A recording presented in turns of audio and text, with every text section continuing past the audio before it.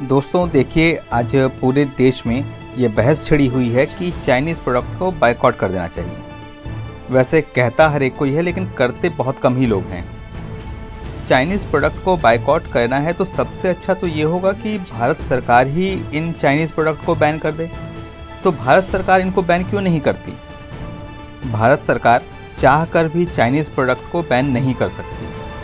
वो ऐसा क्यों नहीं कर सकती? तो इसका जवाब ये है कि भारत WTO यानी कि वर्ल्ड ट्रेड ऑर्गेनाइजेशन का सदस्य है, और वर्ल्ड ट्रेड ऑर्गेनाइजेशन के अनुसार कोई भी देश किसी भी देश में बिना रोक टोक व्यापार कर सकता है।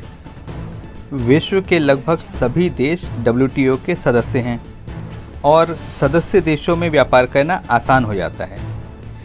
WTO का सदस्य होने के कारण भारत को एक बड़ा व्यापार मिलता है, बड़ा बाजार मिलता है व्यापार करने के लिए, और भारत अपना प्रोडक्ट दूसरे देशों में आसानी से एक्सपोर्ट कर पाता है।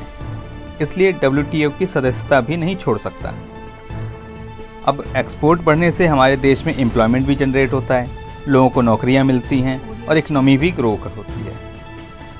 अब कुछ लोग तो ये भी कह रहे हैं कि चाइना का प्रोडक्ट बायकॉट करने के साथ साथ हम उन कंपनियों का भी बायकॉट करें जिनमें चाइना ने इन्वेस्टमेंट किया हुआ है। तो आइए इसे भी रियलिटी और प्रैक्टिकल फैक्ट से समझने की कोशिश करते हैं। चाइना ने बड़ी बड़ी कंपनियों में इन्वेस्टमेंट किया है, जैसे Paytm, MakeMyTrip, BigBasket, OYO, Byju, Ola, Flipkart और बहुत सारी कंपनियां। और तो और HDFC बैंक में भी इन्वेस्टमेंट कर दी है। तो अब क्या हम इन सब का प्रोडक्ट लेना बंद कर दें?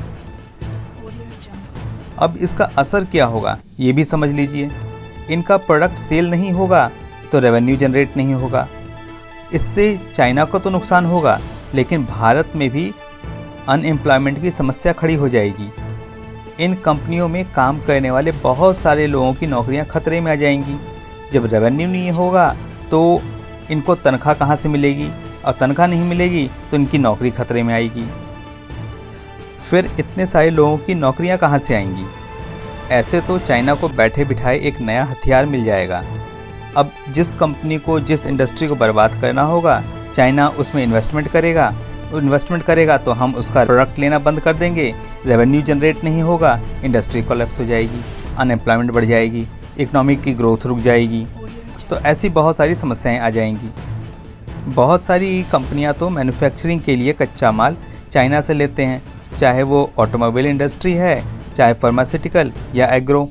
ये सभी कच्चा माल, स्पेयर पार्ट्स चाइना से ही खरीदते हैं, क्योंकि ये सस्ता पड़ता है, और इसकी वजह से इंडियन प्रोडक्ट इंटरनेशनल मार्केट में कॉस्ट कम्पिटिटिव हो जाते हैं।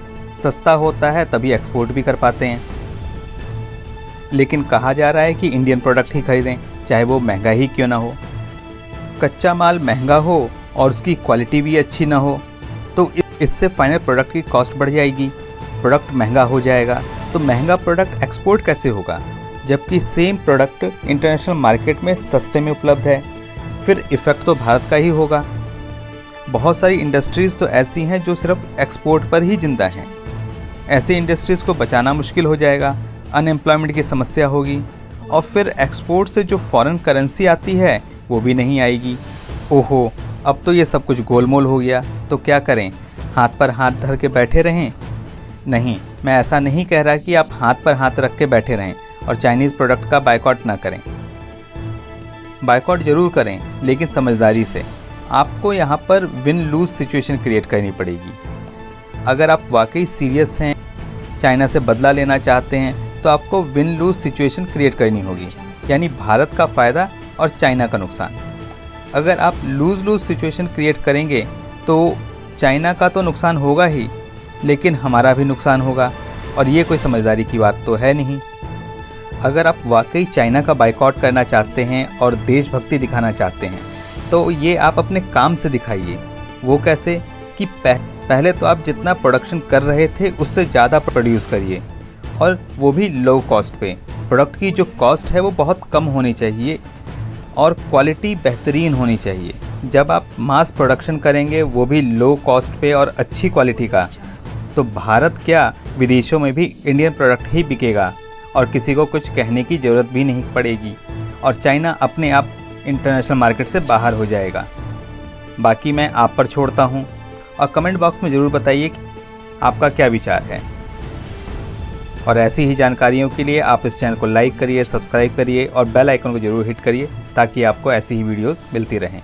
Thanks for watching.